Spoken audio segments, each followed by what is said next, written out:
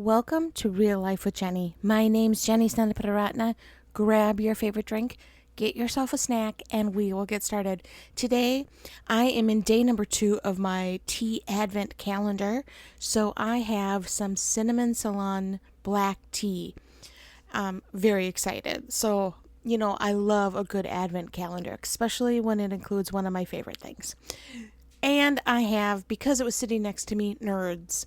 If you don't know what Nerds are, you are missing out. They're one of the best candies out there. Anyway, let's get real.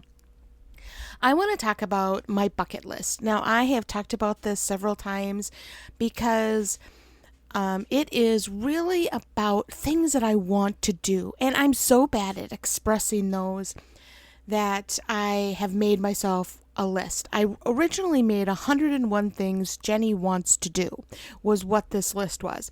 And I got rid of things. I've talked about the things I got rid of because, you know what? I decided skydiving, no longer something that I cared to do. That seemed like a really bad plan.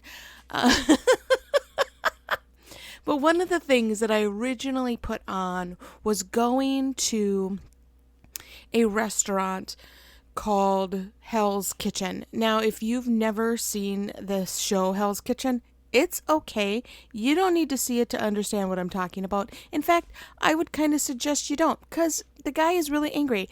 Gordon Ramsay. He's just a very angry dude on television. I don't know if he is in person. But when I made my new list, I actually just put a Gordon Ramsay restaurant, because I was like, the Hell's Kitchen restaurants are super expensive, very hard to find. And I just was like, let's make my life a little bit easier. And so fast forward quite a few years now, I made the original list over 15 years ago. I know Samantha was very little when I made it, because some of the things on there were very not tangible, like video every moment of her life. Well, you know what? I've pretty close to done that, so we're good. Check, right? I don't know when you hit that right amount. I was kind of like, what in the world, Jenny? Anyway, I was obviously aiming for the stars when I made this crazy list. Anyway, fast forward to this fall, and my husband and I had a ministry trip that we really prayed very heavily about because the finances in our ministry kind of struggled after Sri Lanka. It took a really pretty big hit to go there, and that's great. It was worth every penny, absolutely. But then we were like, can we afford to go out east and do this trip to go minister to churches? Because it's not always a win when you go out financially a little bit further away from home. And so we really prayed about it and felt like it was something we really needed to do. We had, I believe, 3 churches that we were going to meet with. And so we felt very strongly that all 3 churches were important to go to, no matter the size. And that's really who we are. And so we're like, okay, let's go. So I needed to start finding a place for us to stay. Now, when you go to small towns, it is extremely difficult to find places to stay that are inexpensive. We stay at a lot of Super 8s. That is kind of what we do because they're in almost every town. They are not something I'd write home about most of the time.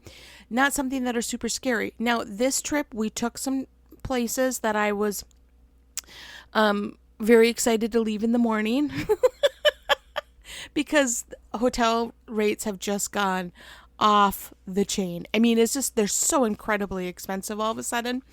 And when that's your life, is staying in hotels, it's very hard to maintain a balance between a church not being able to afford for you to come and you not being able to afford to go because the hotel rates have gone up.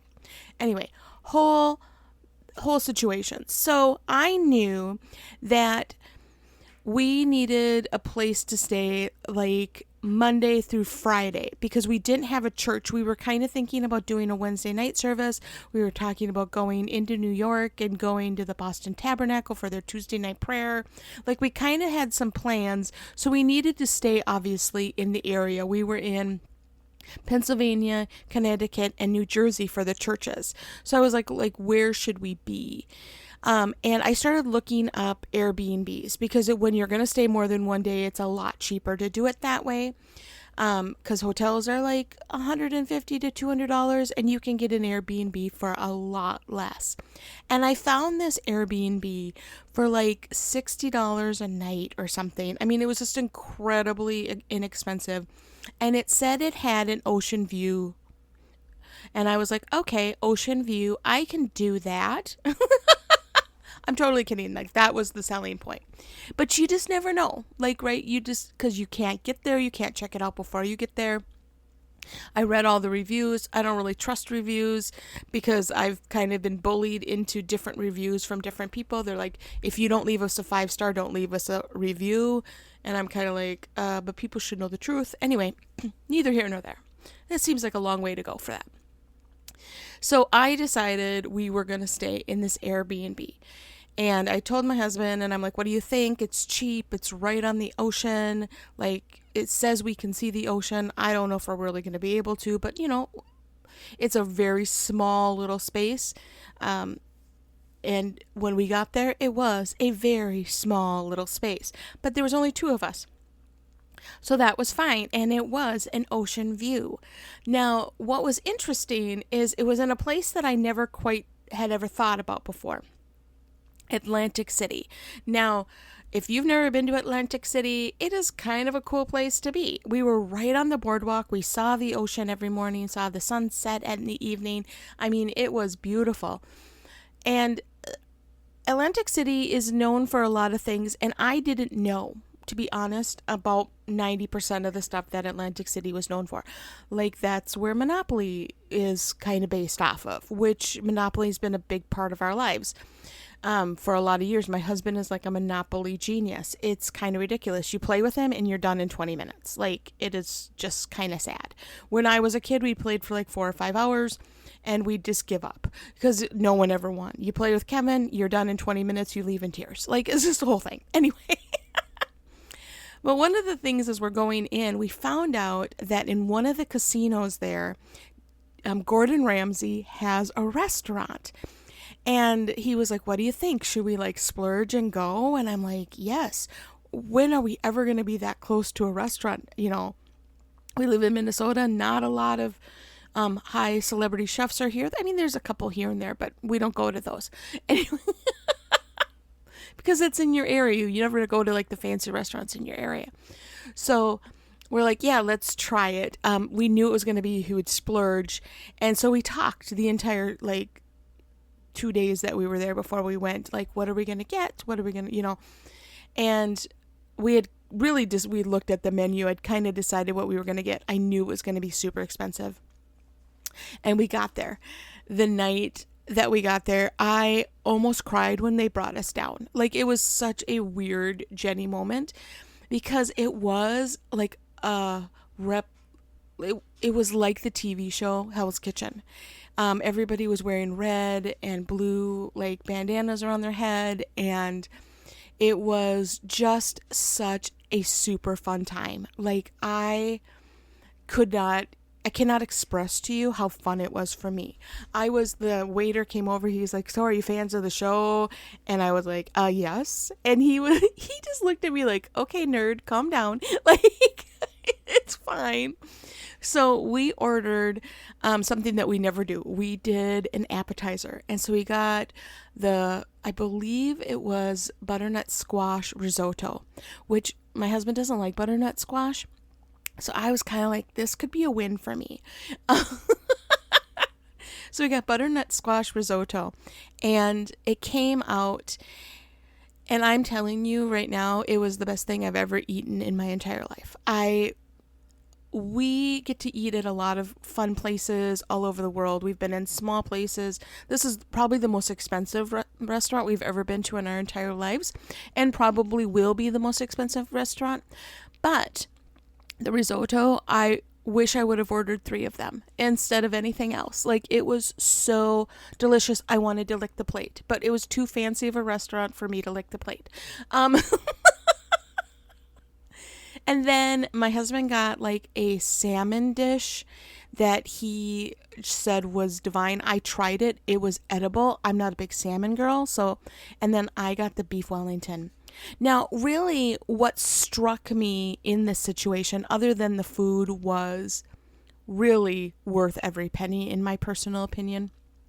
The service was amazing, is you got to watch the chefs or the sous chefs or all the different people in the kitchen work, because we were able to see them. And at one point, the executive chef, because I asked if he was the executive chef, I asked our waiter, and the executive chef was pulling out a plate, and he went and got a pair of tweezers and started fixing the plate and moving things around on the plate and then wiping it down. Now, I've only ever seen that on television. Like, I did not realize that people actually took tweezers and fixed food to make it look good. Like, that is just not the kind of lifestyle that I live, that I look at my plate and go, maybe that should have been moved a little bit to the right. Food, yes, it's visual, but the attention to detail was so incredible at this restaurant. Like, it was down to, I went into the restroom just to go into the restroom. I'm like, I'm going to go use the restroom. And my husband kind of looked at me funny, and I'm like, I just want to see what it's like, and down to when you're in there, it was an experience. Like, I was like this, every part, nook and cranny of the entire restaurant was down to the letter, just what it was supposed to be, Hell's Kitchen. And I was so inspired when I left there, not only to find the recipe of that risotto and spend the rest of my life trying to duplicate it, but really, when you're passionate about something, that you put that kind of care and attention into it, really makes a difference. And I think what I've taken away is, I can be passionate about something to the point that I can use tweezers. Let me explain a little. So I get very passionate about certain things, and sometimes it's only for a short period of time, and other times it's like an eternity. And because I'm so hyper-focused sometimes on specific things, I feel like I ignore other things. And I do, completely honestly. Like, I know when I'm doing diamond dots, nothing else in the world matters. I just get hyper-focused, and I've actually joked with my friends, when I put up that I'm doing diamond dots, text me and say, Jenny, make sure you cook dinner. Like, I just get so hyper-focused on it. But when I was at the restaurant, I realized that it is okay to have passion, and it is okay to have purpose, and it is okay to care about the minor details and whatever you're passionate about. That is what makes you good at what you do. That is what makes you stand out beyond anyone else. And so I just wanted to take a few seconds and encourage you that there are things in your life that may seem minor to other people. In fact, you may even minimize a passion or something that gets you out of bed. And that may be making sure that the food on the plate looks the way it's supposed to look. And to everybody else, they're like, we don't really care. Just bring us the risotto. Like, I don't care what kind of plate it's on. Just bring it to me and bring a lot of it. And you're like, no, but I want to make sure that when it's presented beautifully. And we can get kind of discouraged sometimes because there are so many voices out there saying, don't worry about that. Stop worrying about that. That's not something that's important. And kind of minimizing the things that you are passionate about. And I want to encourage you that is what makes the experience of being your friend or doing something with you really special.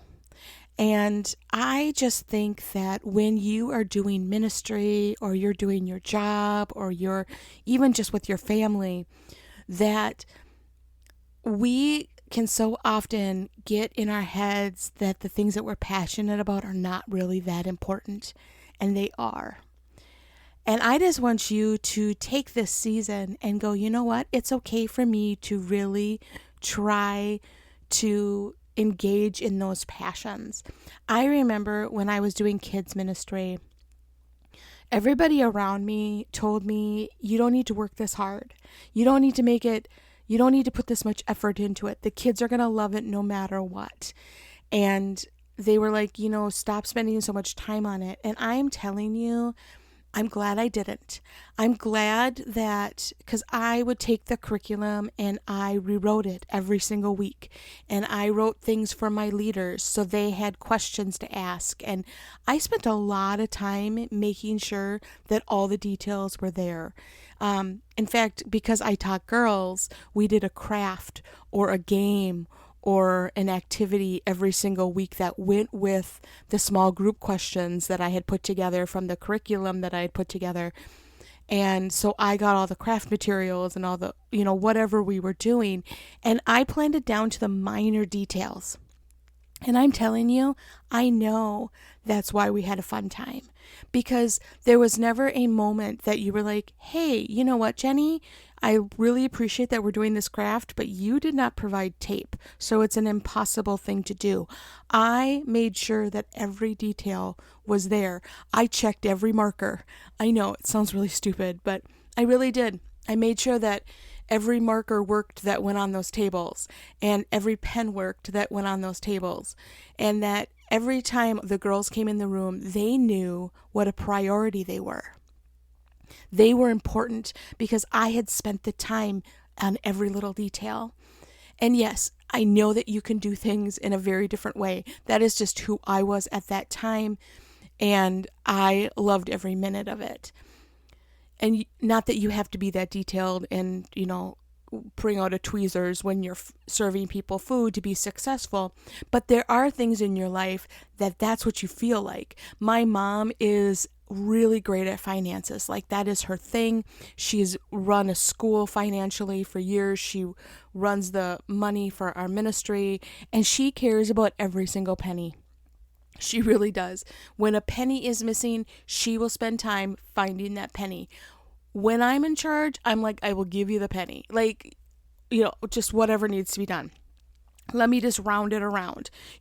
That's just not my gifting. And that doesn't minimize her passion for it at all. And so often what happens is we say, don't worry about the penny, that's stupid. But to her, it's not. And to you, whatever you're passionate about and whatever kind of drives you, don't allow someone else's voice to dull that, because that's what God's made you to do. You're probably not there checking markers every Wednesday night for kids ministry.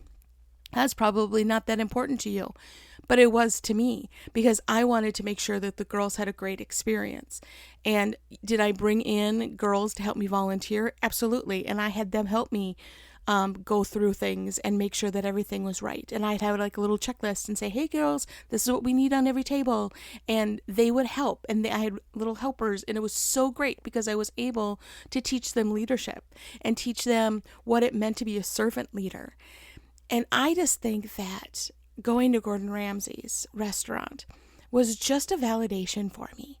It was a validation that maybe the things that I am passionate about, the small little details, are not important to other people, but that's how God made me. And I'm going to lean into them, because that's what makes things that I do a little bit different than everybody else.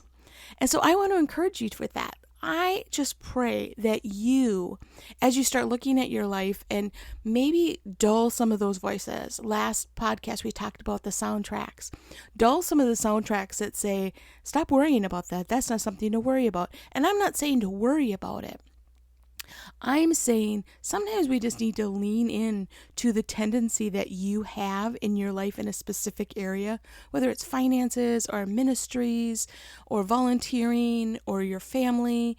I just know that that's what makes you special. And the voices that say that's not something that's important need to be dulled a little bit, and step into bringing out your tweezers and making sure the plate looks perfect for everyone, because that's what's important to you. Well, that's all I have for you this week. I know it's not a super spiritual thing, but it is so vital that we know how special God has made us. It is so vital that you know that your passions are important and the things that you care about are really important. Even though other people may not understand, They're important to you. So thus, God says He cares about the details of our lives. He doesn't say, I care about the general overall. And He does that too. But He cares about your details. So details are important. And the details in your life right now, whatever you're walking through, God sees them and He cares about those details as much as you do. And I just pray that you hand them over to God and say, God, this detail is bothering me because everybody tells me it's not important, but it's important to me. And just know that He's going to be there to support you through it all. Well, you can find me on Real Life with Jenny on Facebook, Instagram, and Be Real. You can also find me at christconnection.cc/Jen. You can go to buy me a coffee at Real Life with Jenny. If you'd like to support this ministry, you can give just $5 or something there just to support what's going on with the Real Life with Jenny podcast. I'm just excited about a season of you leaning into really embracing the details of your life because God does, and He cares about them, and that you maybe even start experiencing things that you have kind of been afraid to experience. You've been afraid to go there because everybody says it's silly, but you're very passionate about it, and it's kind of been something you've been afraid to go for it. Go for it. Let's do it. Let's see what could be life-changing if you really go after maybe even the small details of your life. You all have a great week.